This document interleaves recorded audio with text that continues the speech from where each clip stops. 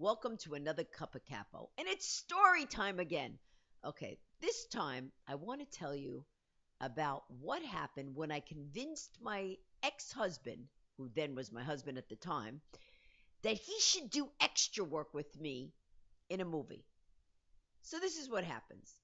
I get called from backgrounds and am asked to send in a headshot. And at that point, my ex-husband Pat, my son Spencer's dad, knew that I would do my extra work. This obviously when I was married to him, and I said, "Why don't you get a headshot and submit it with mine, and see if you can get in, some of the movies with me. We could work together." So he gets a headshot, he submits it, and both of us get cast.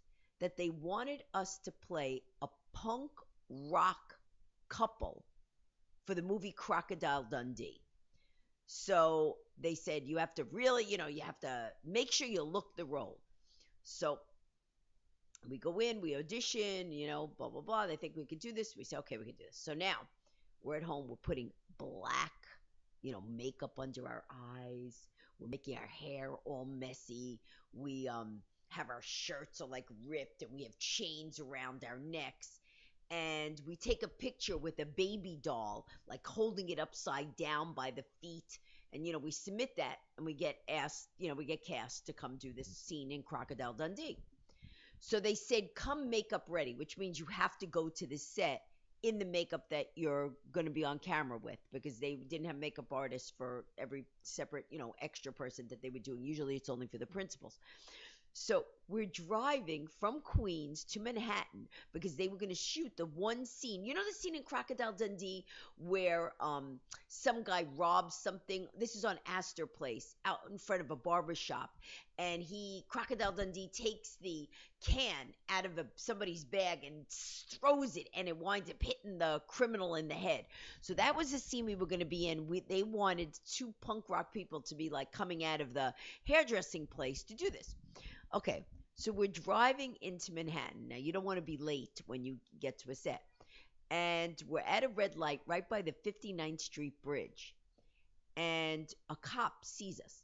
We look, he looks again, we look again, and he goes, pull over. We go, what? What are we doing?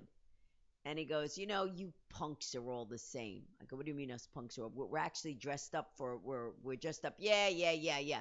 License, registration. We're like, what do we do? And he goes, no, you were going a little fast. We're thinking, we're going a little fast. And he's looking, and of course, my ex-husband Pat looks nothing like the picture because he's got black under his eyes, his hair's spiked up, we got ripped shirts on, and he's usually more of like a Wall Street looking guy.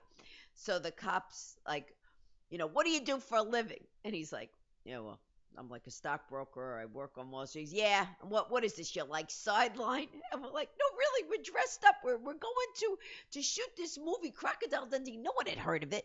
Actually, we were thinking when we heard the premise of it, some guy comes from another country. We're like, this movie's never going to make it. Of course, everybody knows the history of it. Anyway, we wind up getting a ticket. So now we're running late. We get to the place. We go there, and we're all dressed up. And they say, why were you late? And we're like, you're not going to believe this. Look, we got this ticket because we were dressed like this. Like, all right. Get on camera. Get on set. So now we're on camera, and we're doing the scene over and over and over again, because that's show business. People think it's all glamorous all the time. It's not so glamorous, walk from part A to part B, part A to part B, part A to part B, do it again and again and again and again, and that's all just for like 1 minute of a movie. Anyway, so we wind up doing this. The movie comes out a year later. We're like, yes, we're ready to see this, and all you saw was our hands. $100 a ticket.